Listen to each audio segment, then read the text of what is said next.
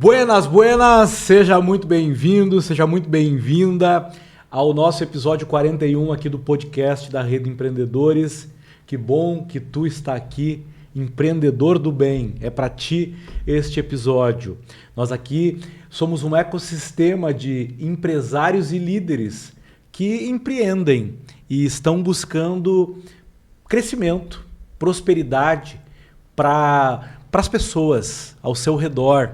E hoje eu tenho aqui junto comigo, tenho a honra de receber aqui um novo amigo e uma pessoa que eu quero ter por perto. E espero que tu aproveite esse transbordo dele aqui no nosso episódio. O nome dele é Adão Lemos. Ele é muito conhecido aqui na nossa região. Bem-vindo, Adão. Obrigado, Maurílio, né? Obrigado a todos, né? É uma honra estar aqui e também poder contribuir, né, para o crescimento pessoal, porque eu acredito muito que o homem precisa crescer e servir. Eu ia te apresentar como pastor Adão Lemos, né, que é um dos títulos e uma das missões que tu cumpre aqui há um bom tempo, desde 2009, como presidente de uma igreja, né? Exatamente. Mas tu já é pastor desde quando? Desde 2005. Desde 2005. Foi comandante da Polícia Rodoviária Federal. Exatamente. Aqui em Santa Maria, né? E tu se aposentou na Polícia Rodoviária Federal, né? Exatamente, em 2014. Né? 2014. Desde 2014 tu está aposentado. Dessa função. Sim, dessa função, sim. Dessa função. O Adão chegou no ápice da carreira na Polícia Rodoviária Federal, né? E encerrou ali em 2014, mas continuou acredito, com uma das práticas que te levou para a Polícia Rodoviária, assim como te levou para muitos outros lugares. Foi responsável pela defesa Civil aqui de Santa Maria. Exatamente. Durante 5 anos. Exatamente, até final do ano passado, em 2024. Até o ano passado era o nosso responsável aqui pela Defesa Civil Isso, de Santa Maria. Aí aconteceu bastante coisa aí nesse período. Aí. Exatamente. Em 1º de maio nós tivemos a maior enchente aqui de Santa Maria nos últimos 200 anos aí. Quero muito te ouvir sobre o teu olhar, tendo sido o nosso chefe da Defesa Civil aqui de Santa Maria nos últimos 5 anos, até final de 2024. Mas tu também foi responsável pelo trânsito. Sim, trânsito, transporte e mobilidade urbana também, né?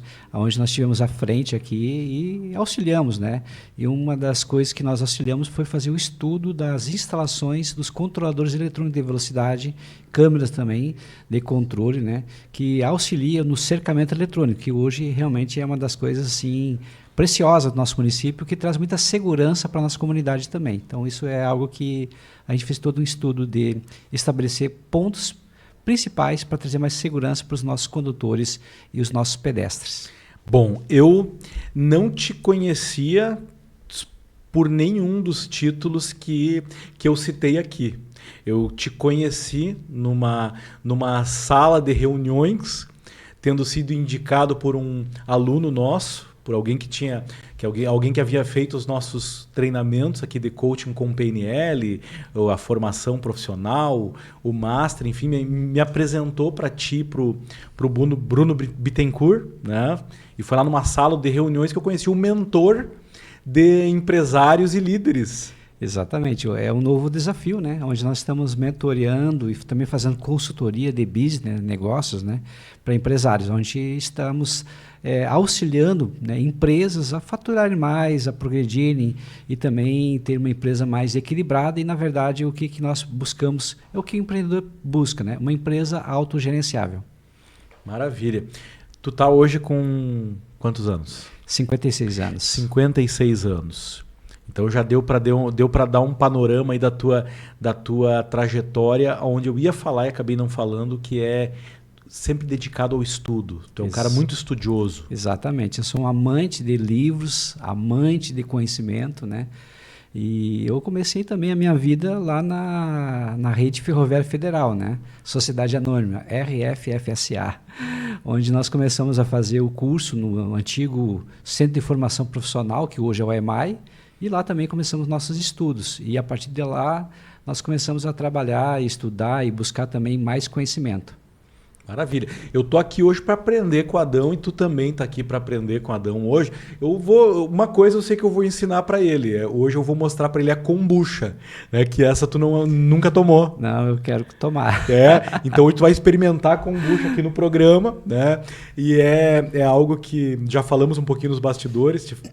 Te falei que é uma bebida probiótica, né? Que é a base de chá. Tu gosta de chá? Gosto. Esse é um chá fermentado. Né? E a Oriente Kombucha é a nossa patrocinadora oficial da primeira temporada do nosso podcast da Rede Empreendedores. E é uma empresa daqui de Santa Maria que está hoje em mais de 130 pontos de venda aqui em Santa Maria e já vendendo em algumas cidades do Rio Grande do Sul, está indo agora para Santa Catarina e está crescendo. Espero que seja uma experiência boa para ti. Vou escolher o sabor, pode ser? Pode ser. Depois tu pode escolher o outro, mas eu vou te servir uma que eu acredito que vai ser uma boa experiência aqui. Japão, chá preto, maçã e framboesa. O que tu acha? Pode ser. Essa aqui eu escolhi por ela ser a mais delicada, assim, a mais suave. Vamos ver o que teu paladar vai nos dizer aí. Interessante que já vem com gás, né? Já vem com gás, o gás da fermentação. E aí, Adão? Muito bom. Gostei. Descreve para mim o que tu tá percebendo aí dessa tua experiência sensorial aí com a kombucha pela primeira vez. Ela aparenta até ser tipo um refrigerante, né, por causa do gás, o efeito do gás. Mas ela tem uma suavidade, uma delicadeza que destoa do refrigerante, porque às vezes chega um pouco a ser cítrico, às vezes chega a ser um pouquinho mais invasivo, mas ele é muito gostoso. E aí tem o sabor do chá também, que é legal, porque eu gosto de chá quente, né? Acostumado com chá quente, mas é uma experiência muito boa, tá aprovado. Então tá apresentada aí a kombucha para ti. A régua já saltou lá em cima. Né? Quem aí tomou a kombucha caseira é incomparável a kombucha caseira com a kombucha da Oriente Kombucha. E essa aqui ela é bem delicada. As kombuchas da linha tropical elas já são um pouquinho mais encorpadas, com um sabor um pouquinho mais forte, uma acidez um pouquinho maior também. Mas tu vai levar para te experimentar em casa também a tropical, que aí vai ser uma experiência mais próxima do que tu vai encontrar por aí, mas realmente é uma kombucha diferenciada. Que legal. Maravilha. Me conta aí, nasceu em Santa Maria? Sim, eu nasci em Santa Maria, né, em 30 de maio de 1969, né, de 69, 56 anos, bem vividos, graças a Deus, 35 anos de casado, 2 filhas, 26 e 21 anos. Hoje nós estamos de ninho vazio, né? Ou seja, eu e minha esposa estamos sozinhos. Nossas filhas já estão fora de casa, já estão fazendo sua vida, já passaram em concurso público, trabalhando. Né? Então, a nova fase da nossa vida que a gente começa só e termina só também. Mas a gente já se preparou, né? Porque a gente prepara, né, nossas vidas, nossas filhas, né? Para a vida, para o mundo. Né? E hoje, graças a Deus, as duas estão bem. Estão bem. Como é o nome delas? A Gabriele Lemos e a Sara Lemos. E o nome da tua esposa? Mayra Lemos. E os teus pais? Os meus pais, a minha mãe já é falecida, né? O meu pai ainda é vivo, né? Já 84 anos, né?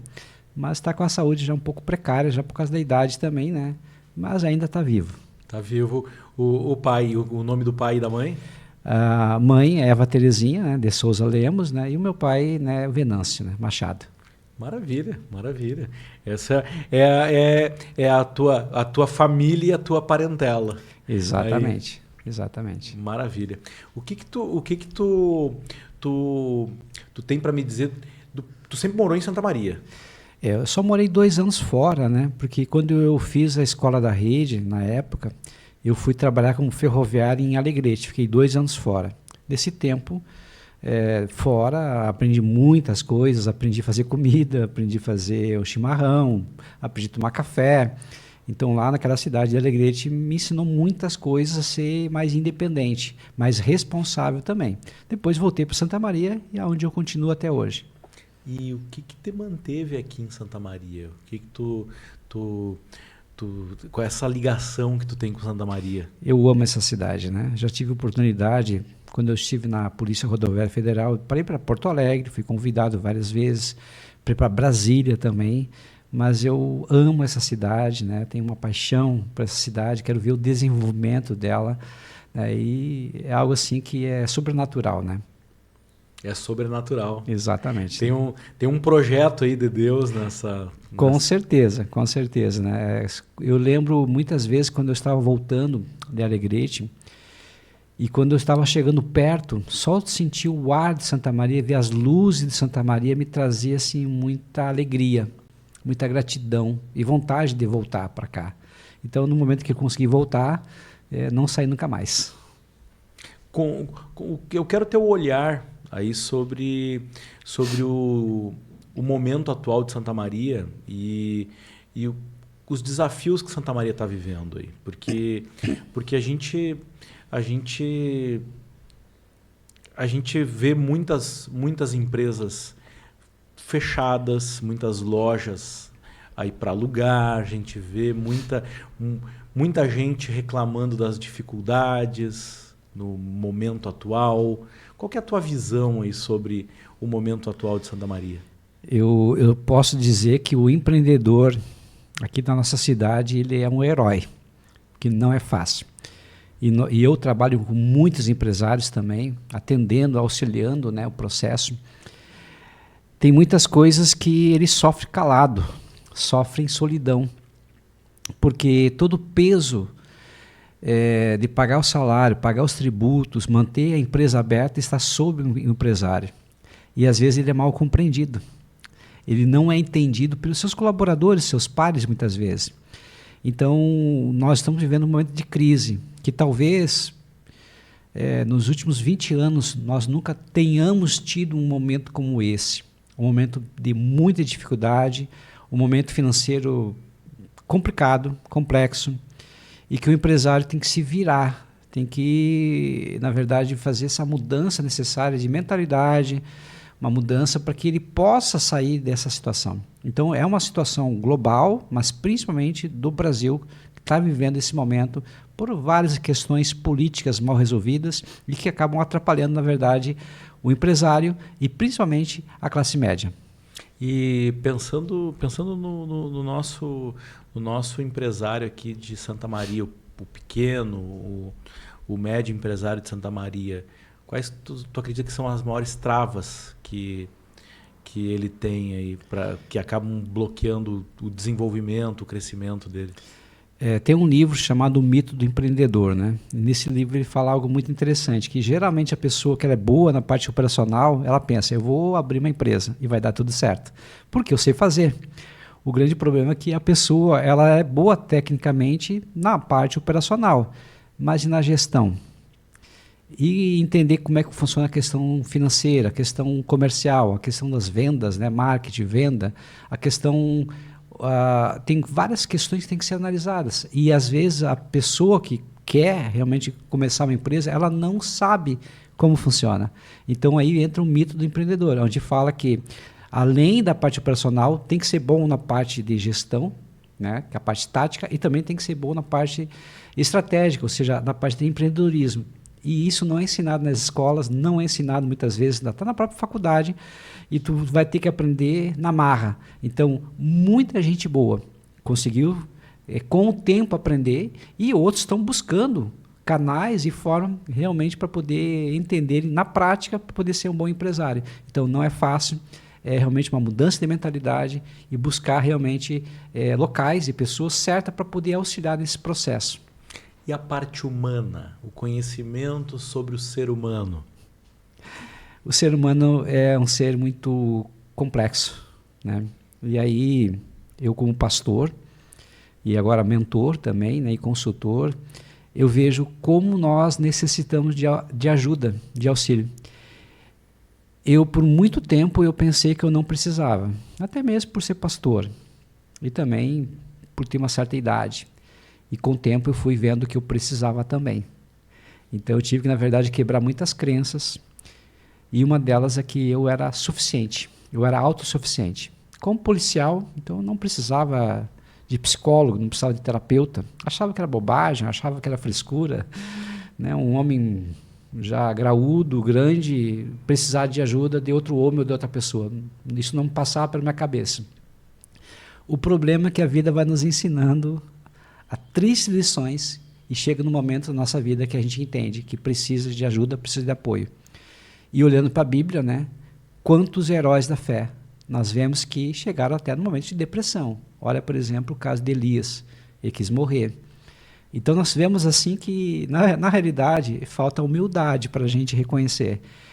E eu entendi que estava faltando humildade para mim. E quando a humildade ela realmente nasceu, não só veio da boca, mas veio do coração, e eu compreendi que eu precisava de ajuda, aí que as coisas começaram a acontecer.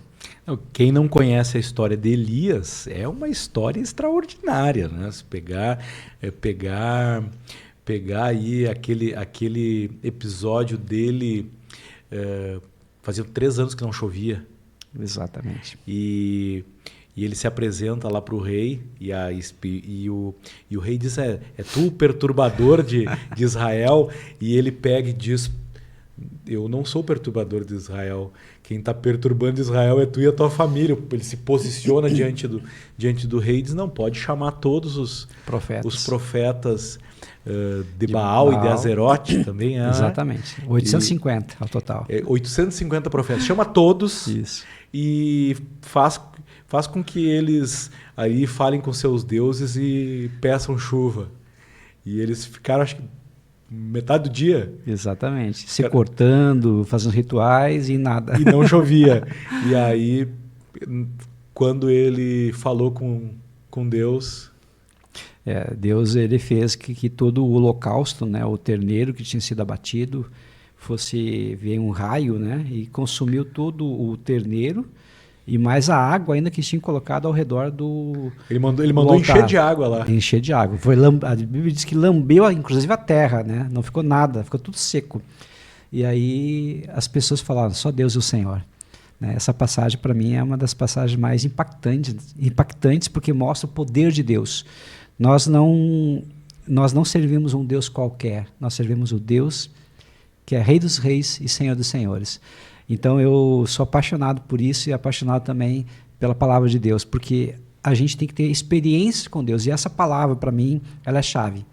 Nós temos que experimentar Deus, é como tu falar da kombucha, mas se tu não provar... Kombucha, isso, kombucha.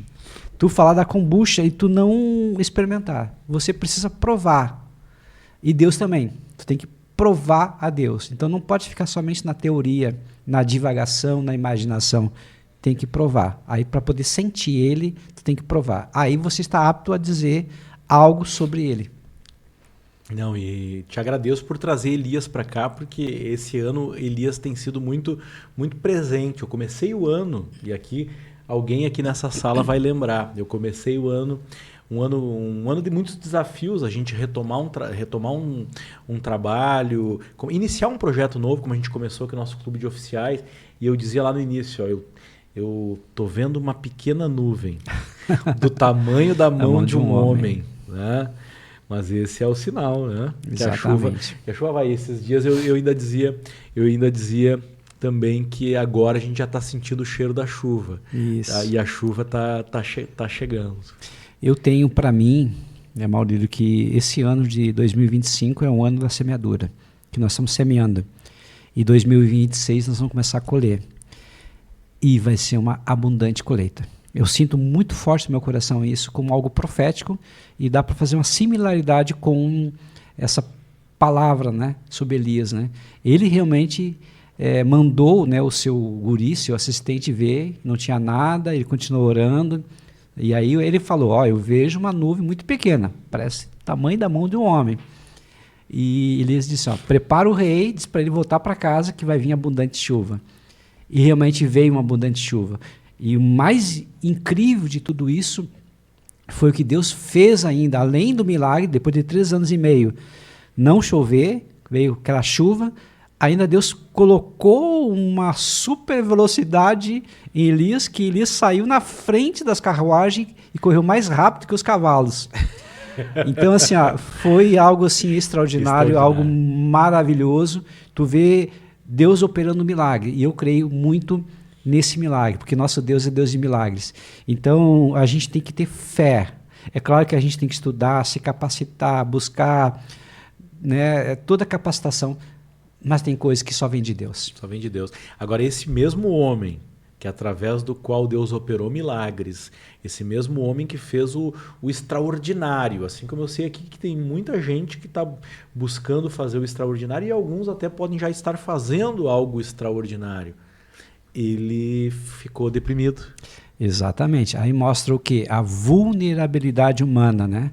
Por mais forte que a gente seja, por mais capaz que a gente possa buscar essa capacitação humana, técnica, né? Chega um momento que só Deus, só o Senhor é Deus. E a gente tem que reconhecer e trabalhar de uma forma associativa. O que eu digo? Eu costumo dizer, Deus trabalha com o homem porque o homem, Deus deu o quê? Deus deu capacitação, inteligência, força, habilidade, vários talentos, dons humanos que são necessários para o dia a dia. Mas chega um momento porque isso é o natural. E Deus trabalha onde? No sobrenatural. Deus trabalha onde é um milagre, onde só Deus pode ser reconhecido.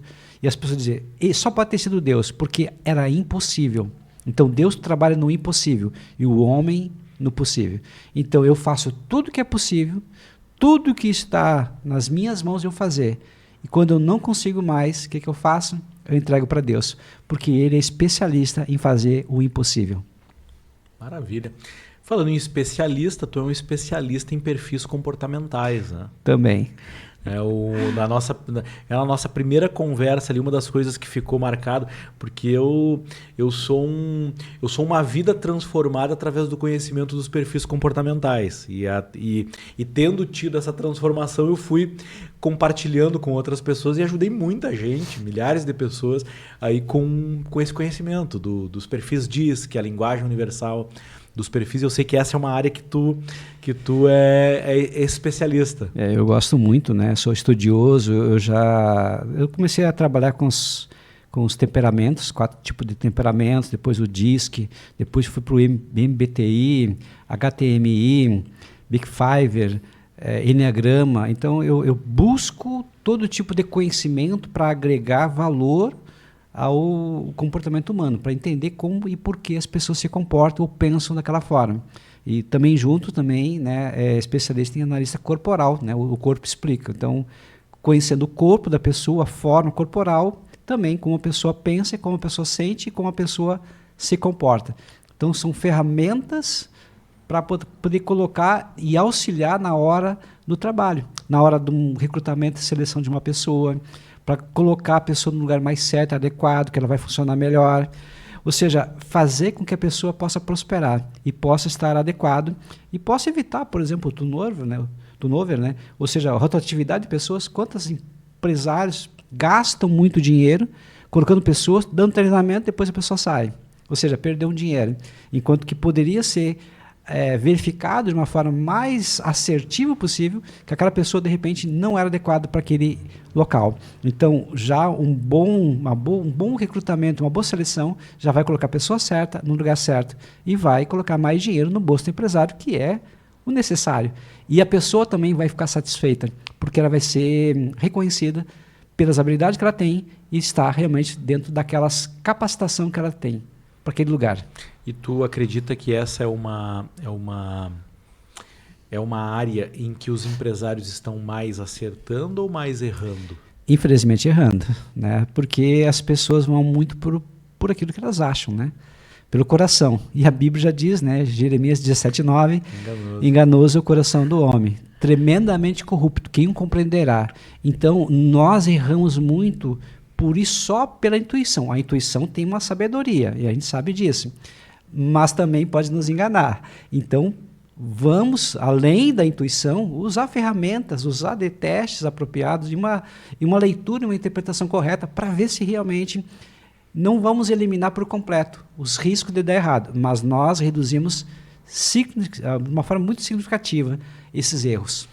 Quando o empresário ele não tem um processo de recrutamento e seleção, ele já está dando sinais de que não está nem sequer dando a importância.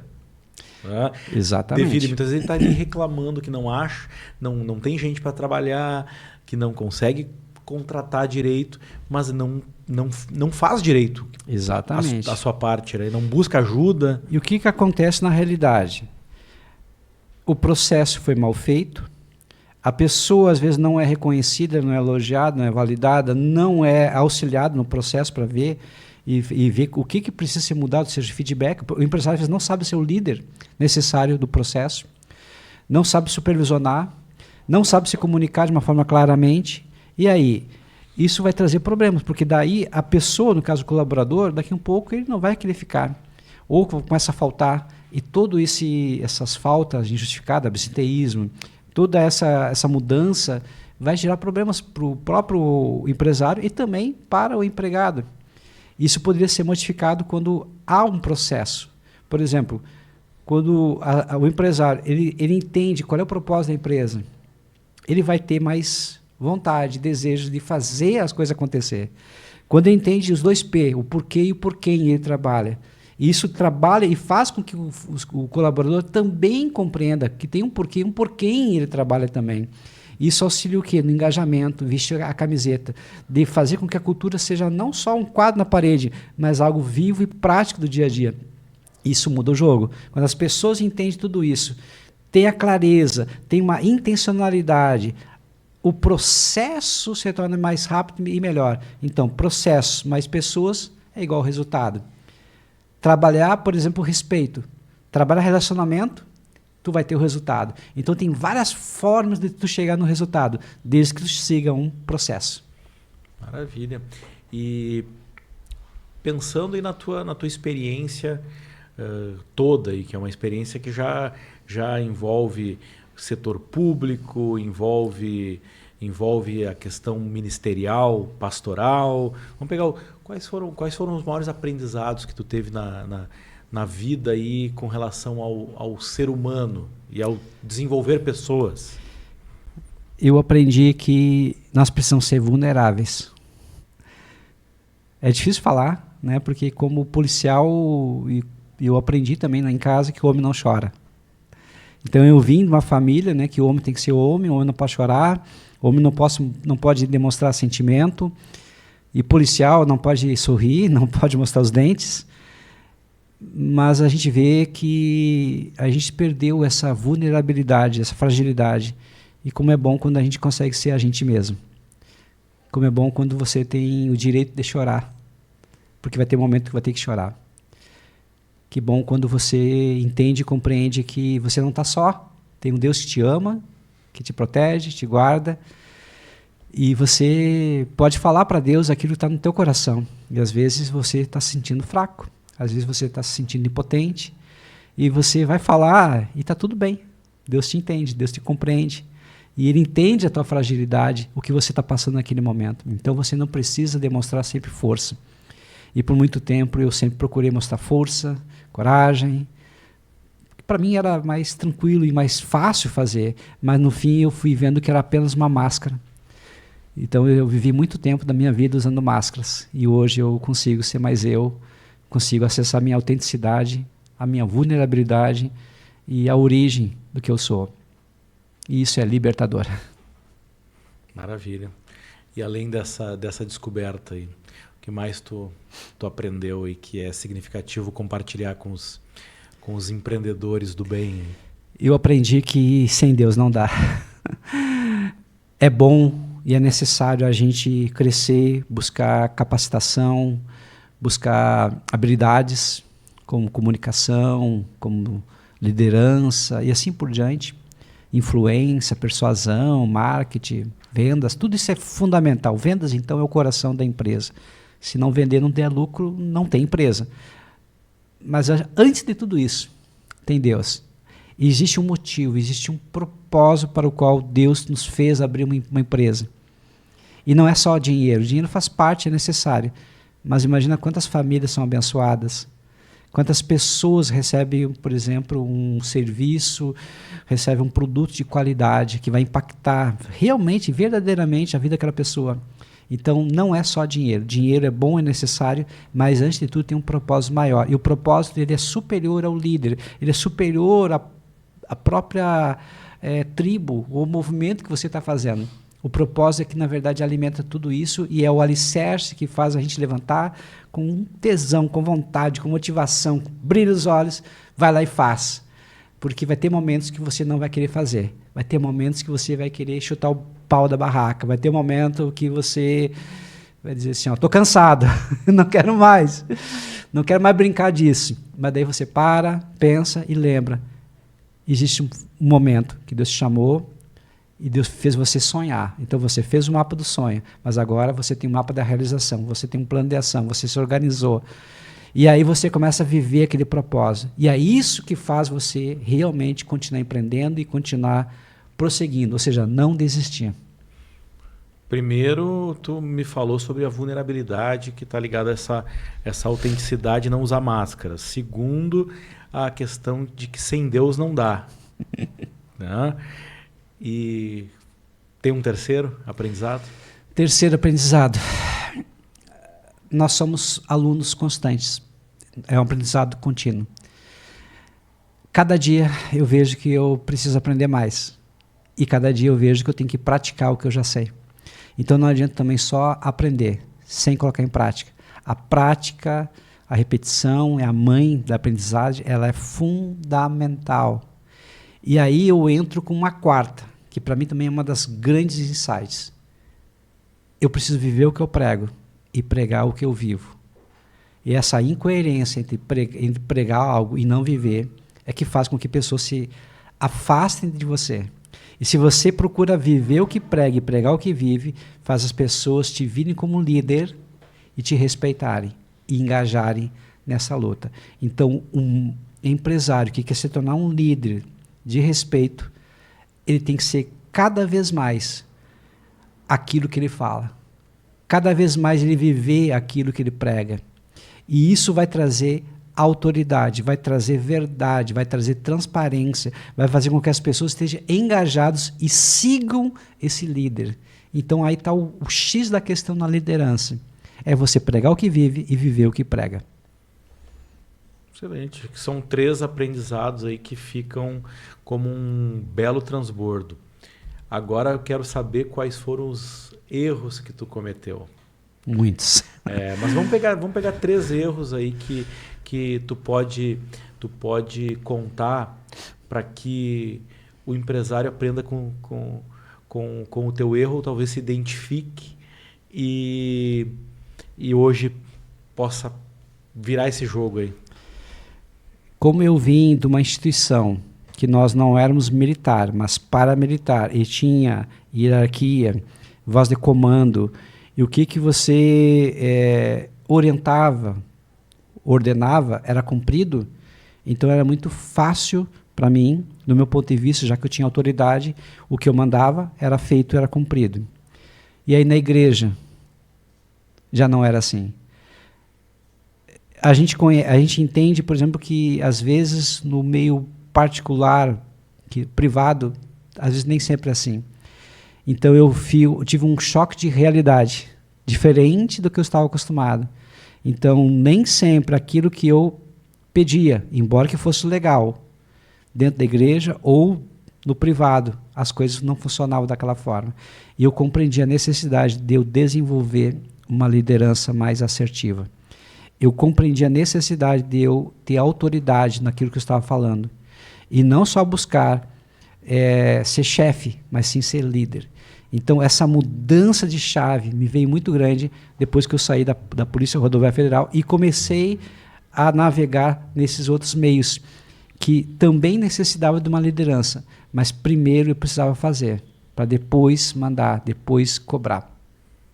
Esse foi o primeiro erro que eu vi, que eu fazia muito. Depois da Polícia Rodoviária Federal, tu foi também para a política, né? Exatamente. Ali tu foi o chefe do trânsito, chefe da Defesa Civil, ocupando um papel político. Exatamente.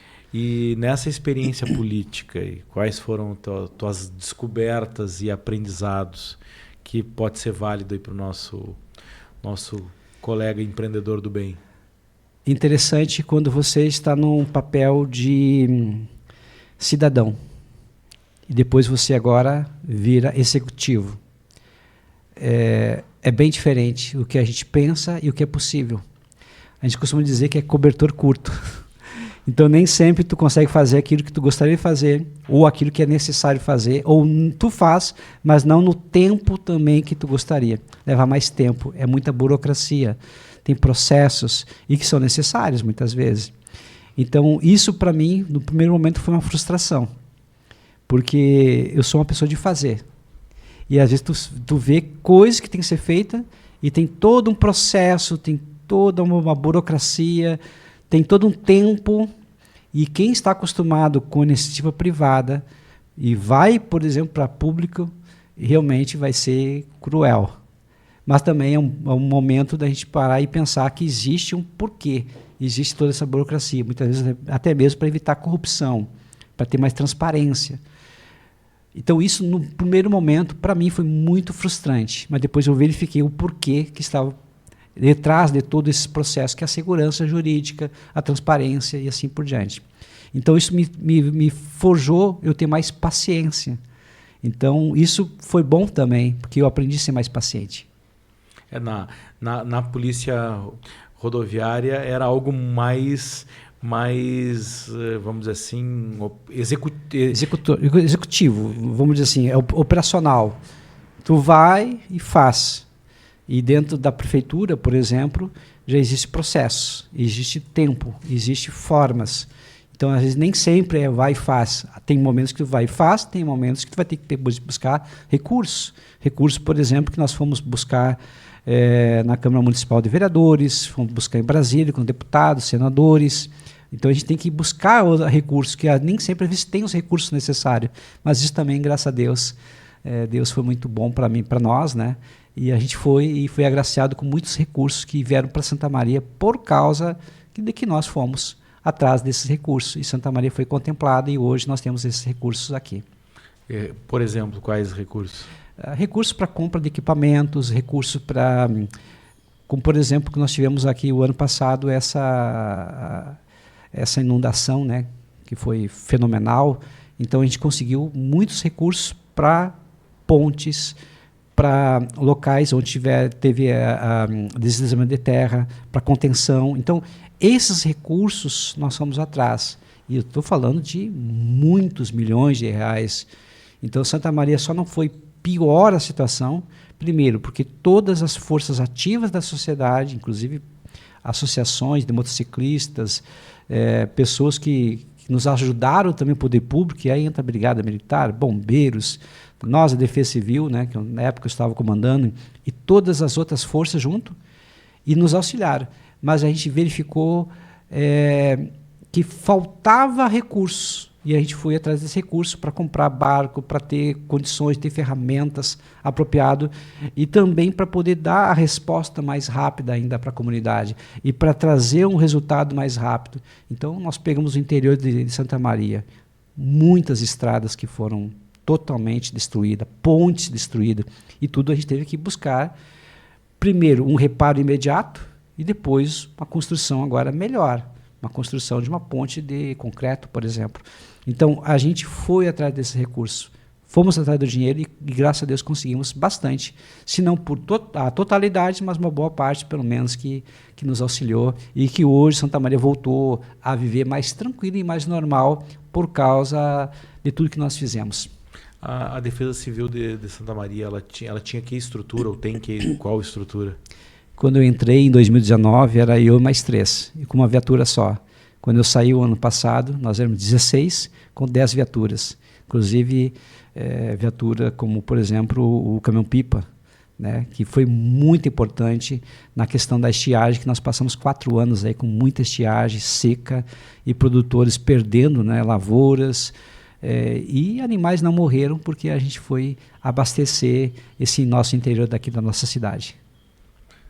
Três pessoas na defesa civil para um município do tamanho de Santa Maria se tinha muito pouco, né? É nada, praticamente nada, né? Só para dizer que existia. Então, o que nós fizemos foi profissionalizar, fazer cursos, treinamento e buscar recursos. E graças a Deus também pelo nome que a gente tem na cidade, pela aprovação. Então, a gente sempre encontrou portas abertas, né? Porque as pessoas sabem do trabalho que foi feito e do nome que nós temos. Então, seja na Câmara de Vereadores, seja na Receita Federal, seja na Polícia Federal, seja em Brasília, aonde nós buscamos recursos, graças a Deus, nós conseguimos trazer para Santa Maria. Então, foi responsável pela estruturação, então dá para dizer, pela estruturação. Não é nem reestruturação, é pela estruturação da Defesa Civil aqui em Santa Maria. Isso eu posso falar assim que isso para mim é muito gratificante, né? Fazer parte desse processo e trazer essa vida, essa estruturação de uma estrutura que é muito necessária e que muitas vezes não é compreendida, né, pelos cidadãos aqui da nossa cidade. E até para esclarecer, a Defesa Civil no dia a dia, fora catástrofes, fora quando acontece qual é o trabalho da Defesa Civil? Prevenir. Prevenir. Prevenção é a palavra-chave, né? Então, a gente sempre fazia fiscalização. Por exemplo, eu vou dar alguns exemplos, né? Nós compramos um aparelho que ele verifica a saúde de uma árvore. Então, hoje, antes da árvore cair, nós estamos lá, o engenheiro florestal, né, vai lá, e é tipo uma furadeira, então ele verifica como é a sanidade daquela árvore. Se a árvore está viva ou está morta. Às vezes, aparentemente, está viva, mas ela já está morrendo. E ela pode cair a qualquer momento, ou seja, pode dar um acidente. Então, hoje nós conseguimos fazer esse trabalho preventivo, de avaliar a sanidade. Se tiver que cortar, vai ser dentro de um laudo, porque não é o que o profissional acha ou pensa, não, é o que está escrito, porque já trouxe o relatório automático. Então, isso nós fazemos não só com árvore, a gente faz, por exemplo, com qualquer tipo de estrutura, ponte, túnel ou prédios, né? E assim por diante. Então, a gente faz uma fiscalização muito mais efetiva e isso traz segurança, é o que nós procuramos e buscamos, proporcionar sensação de segurança para o cidadão da nossa cidade. Qualquer pessoa que acha que uma árvore pode vir a cair, que um prédio pode vir a cair, é a Defesa Civil que precisa ser acionada. Exatamente. A Defesa Civil ela vai e verifica, né, tecnicamente qual é a situação da estrutura e se tem risco ou não, porque a palavra-chave é risco. Então a gente faz uma análise de risco e uma gestão de risco.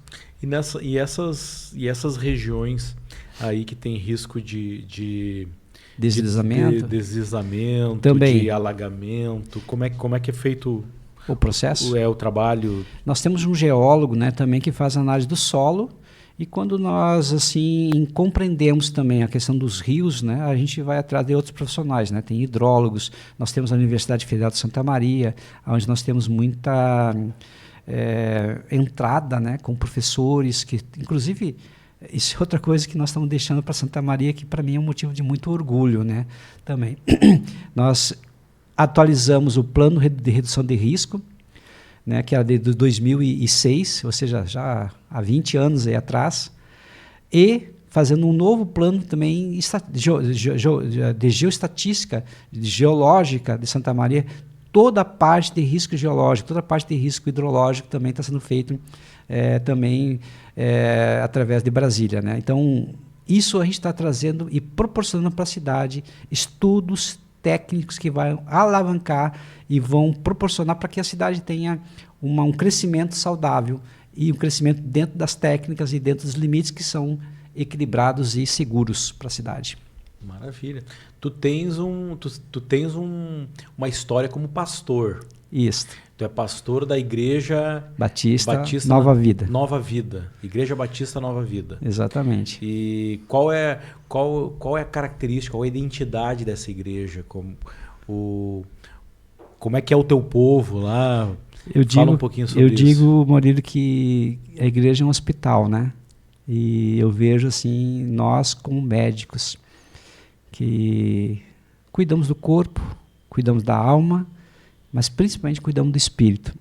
Ou seja, tem doenças físicas, doenças emocionais, doenças psicossomáticas, né?